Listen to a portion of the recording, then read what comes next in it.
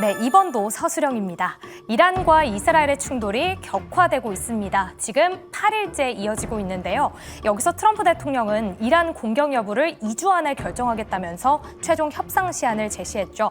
일단 시장에서는 미국이 어느 정도 협상이나 좀 중재 역할을 할 걸로 기대했는데 오히려 트럼프 대통령은 직접 군사 개입에 대한 가능성을 제기를 한 상황입니다. 이렇게 중동 리스크 극한으로 치닫고 있는데요. 여기서 문제입니다. 투자자들이 주목해야 할 포인트를 그림으로 그려주셔야 되는데요. 그림으로 그려주셔야 됩니다. 저는 지금 중동 리스크에 대해서 우려가 되고 있는 대표 섹터를 좀 예로 들어볼 텐데요. 바로 석유화학입니다. 중동 갈등이 더욱더 심화가 될 경우에는 원유 가격이 상승을 할 테고 그렇게 되면 석유화학 기업들의 주 원자재죠. 나프타 가격이 올라갈 수 있다라는 이야기 들려오면서 석유화학 기업들 이미 좀 긴장을 하고 있는 상황인데요. 이렇게 피해 섹터, 수혜 섹터 굉장히 다른 움직임을 보이고 있는 지금 저희는 어떤 투자 포인트를 가져가야 할까요?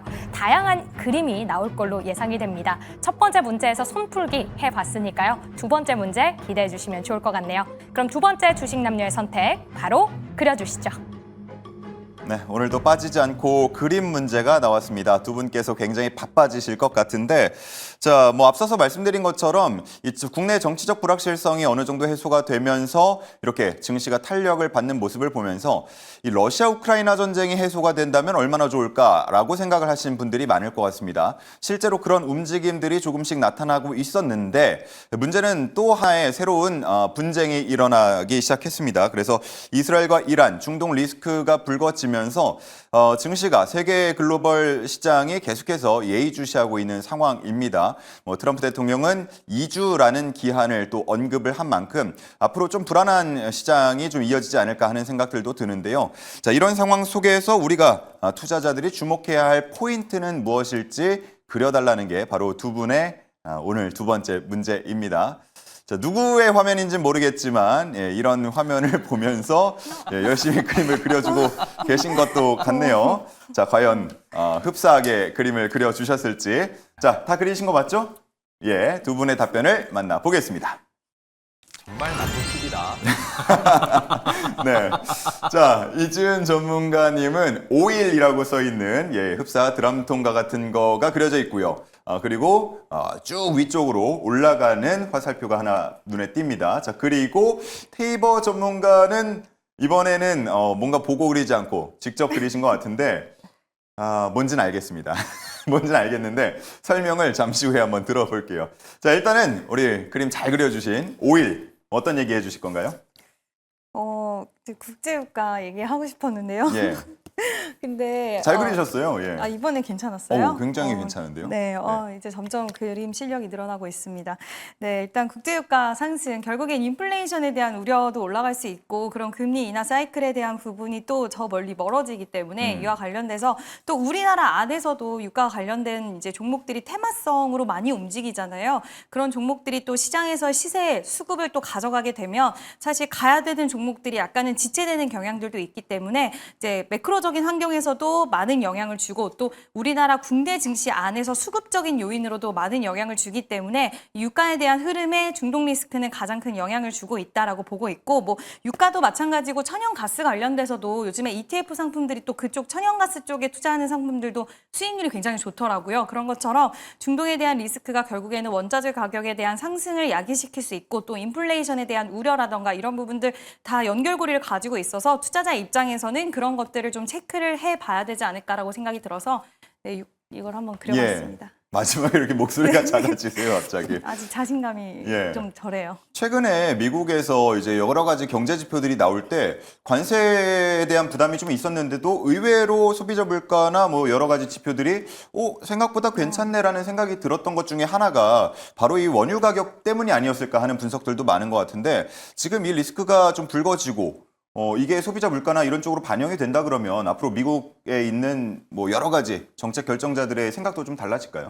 네, 오히려 좀 안 좋아질 수 있을 것 같고요. 안 그래도 이번에 FOMC 때 파월 의장의 발언을 보면 여전히 되게 견조했지만 저는 좀 더 매파적인 성격이 더 세졌다라고 생각을 하고 있습니다. 그런 부분들이 결국에는 더 강해질 수밖에 없고 그리고 우리가 기다리고 있는 금리 인하 사이클과는 멀어질 수밖에 없어서 물론 점도표나 그리고 뭐 여러 가지 이제 파월 의장의 발언도 2번 인하하겠다라고 이야기는 했지만 그건 언제든지 또 바뀔 수 있는 부분이고 예. 관세에 대해서 여전히 불확실성 있고 또 여름 이후에 관세에 대한 부분들이 더 직격탄을 맞을 수 있다라는 이야기를 했기 때문에 이런 부분들을 항상 좀 투자하는 입장에서도 사실 우리가 놓치고 갈 수는 없는 부분이다. 최근 국내 증시가 미국 지표가 좀 우려가 되게 나와도 강했어요. 그래서 우리가 이 부분을 약간은 간과하게 될 수는 있겠지만 항상 지켜봐야 되는 부분이라고 생각하고 있습니다. 예.